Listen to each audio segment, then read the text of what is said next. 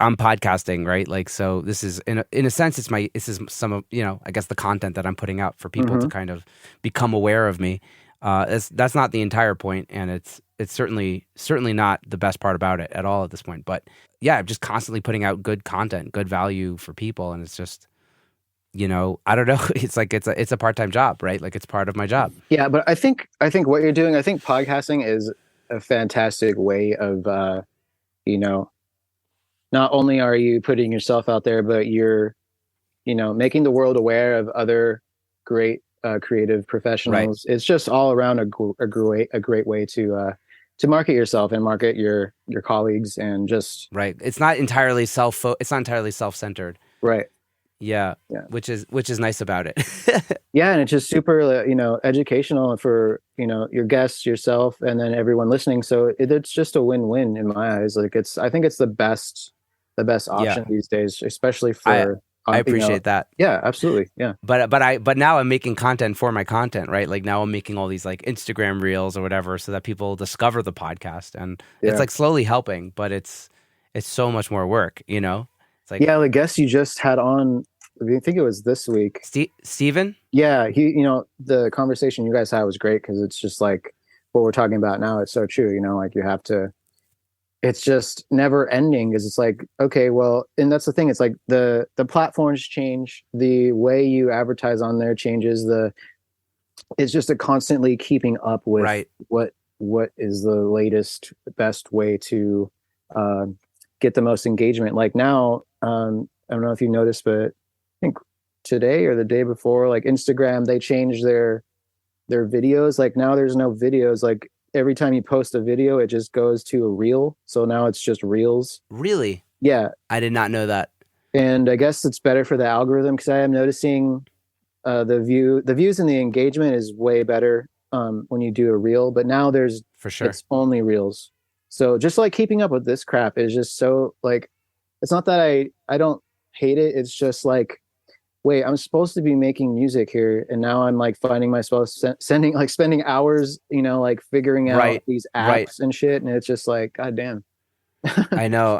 It's so loaded. It's because it's like, like you said earlier, right? Like if somebody hears something that you did, that's the best way that they're gonna want to hire you to work with them, right? And Mhm. work on their music. And so it's like the best thing you can do really is to make more music, right? That's the Right, best thing you could do for your career is to make more music. right.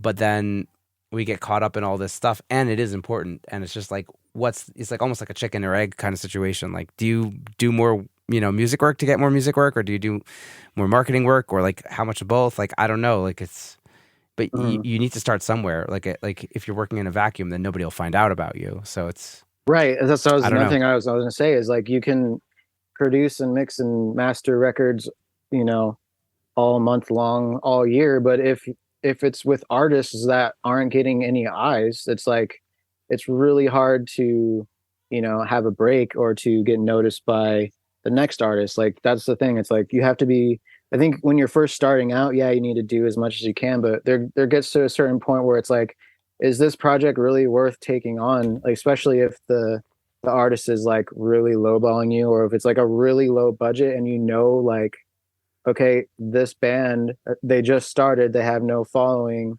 there's no numbers. Like the probability of, a lot of people seeing this is very, very, very low. Like, yeah, maybe they could miraculously have a break, but just taking, I'm trying to be smarter about like, look, I want to work on music Hmm. that I like, regardless if the band is popular or not, or they have the numbers or not. Like, I really don't care about that. But there comes a certain point where it's like, is it worth the investment in the time? It's about the time. You know what I mean? Like, Right. is this going to be worth it? And it's not always, most of the time, it's not even about the money. It's about, okay, well, is this going to be heard by anyone, by people that care? You know what I mean? Is this going to even be heard? Yeah. So that's just another Yeah. thing I'd like to just try and be more aware of that.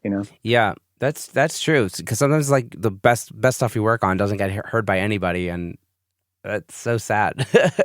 Yeah, I mean, honestly, like a lot of the work that I'm most proud of in the past maybe like 10 years of my career, a lot of the work I'm the most proud of, or I thought like that was a really cool, weird, like eccentric record.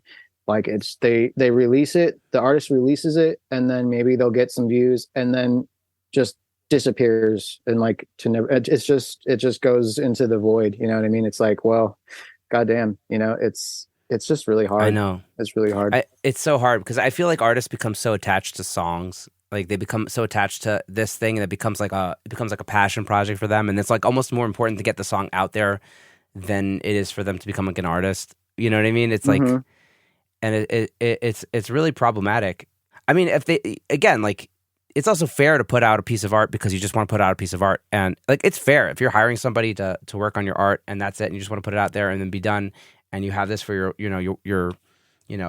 for to show your grandkids and stuff, like that's fair, like that's totally Oh fair. yeah, But like you said, absolutely. It's about the intention too, because there's nothing wrong with, you know, setting up the expectation of this project. Like, okay, this album is like a passion project. We don't really care about the numbers. We just want to finish it and put it out into the world, and whatever happens.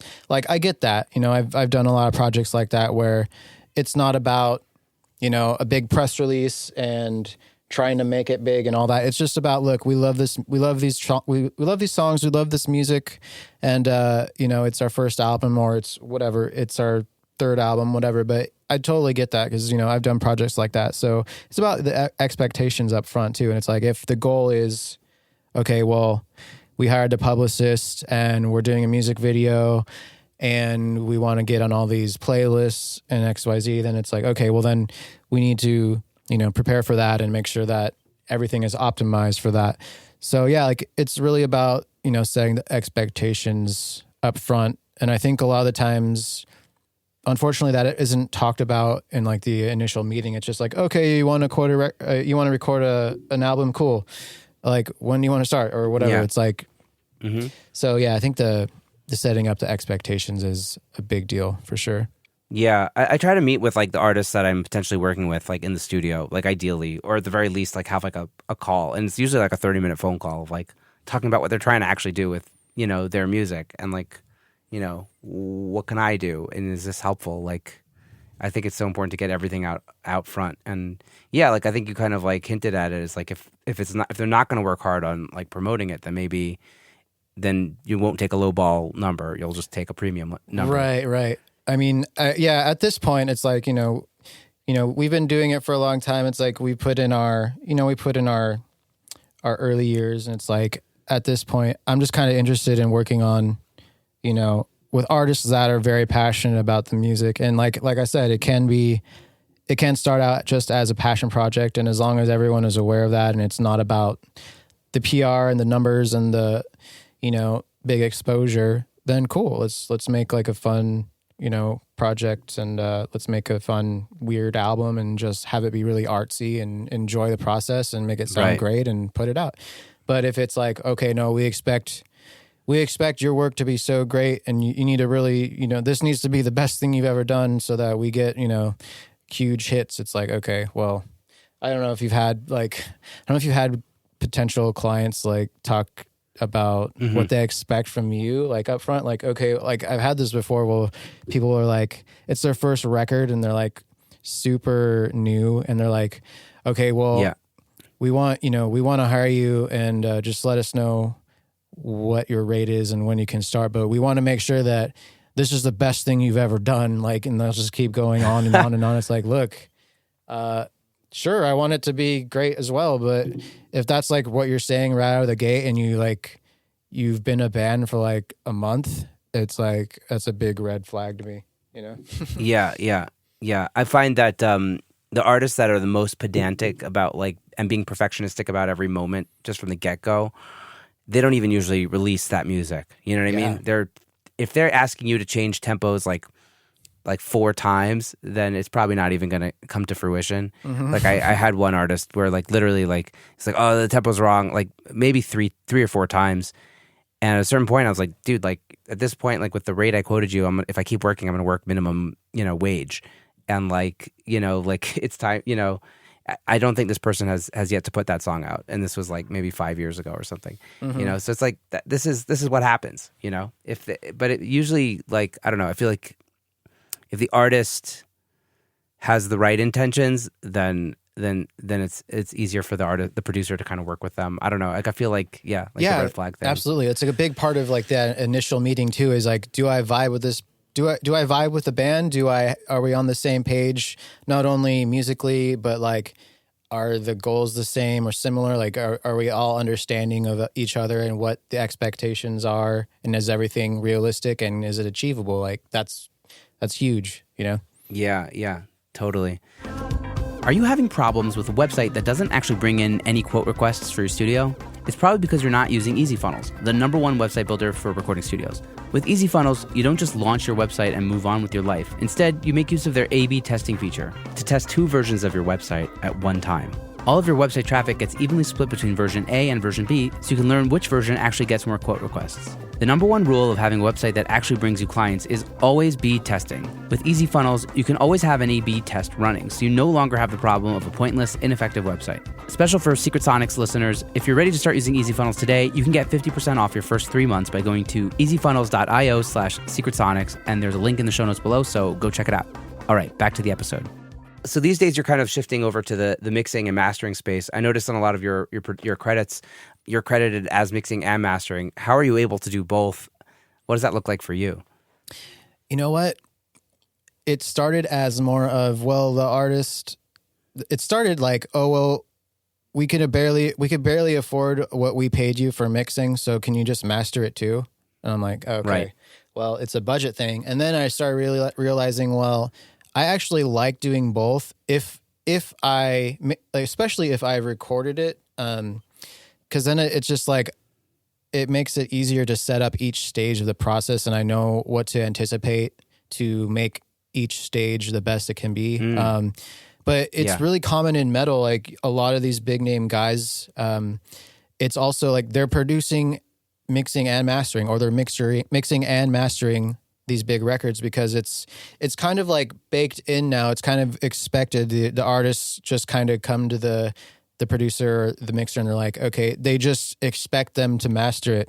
A lot of these guys, it's like, it's just kind of the new norm. That's interesting. Like a big guy is Andy Sneap. He's a very famous metal producer, mixing, mastering engineer, and guitarist. But a lot of the stuff he mixes and masters. A lot of the big name guys, like the top 10% of these guys are like producing, mixing and mastering, or mixing and mastering. It's like very common metal cultural thing. Yeah, absolutely. Do you think that's to the music's benefit? I do, if it's the right person for if the artist and the producer have the same goal in mind, then yes. There are times where it isn't. Especially like if the artist is expecting something to be, this is a big thing, is like sometimes the artist will expect the mix and master to sound like X band because they told the producer up front, okay, here's our reference. We want to sound like the last Slipknot record or whatever. And just because you're an artist and you tell your producer that you want to sound like this band, in absolutely no way does that mean that is that even possible? Because first of all, it's you're yourself, and that's Slipknot. Like, there's no way to like even like, it blows my mind that that's even a thought. You know what I mean? Like, you can send me a reference, but that doesn't mean it's going to sound anything like Slipknot. It's like, first of all, you don't even sound like Slipknot. Yeah, you're metal, but you're your own thing. It's like, I wish more artists would just embrace who they are and be like, look, the producer, just let the mixer do his thing. You hired him for a reason.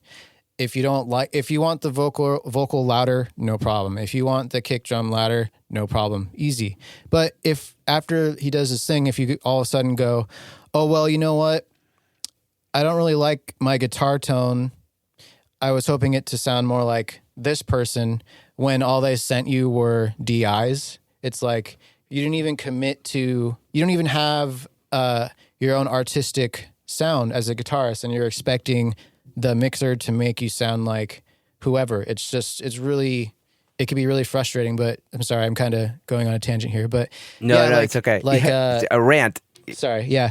It sounds like this has happened once or twice. Oh, dude, a lot. But I mean, it's very common in metal for the mixer to also master. It's people wear different hats. Do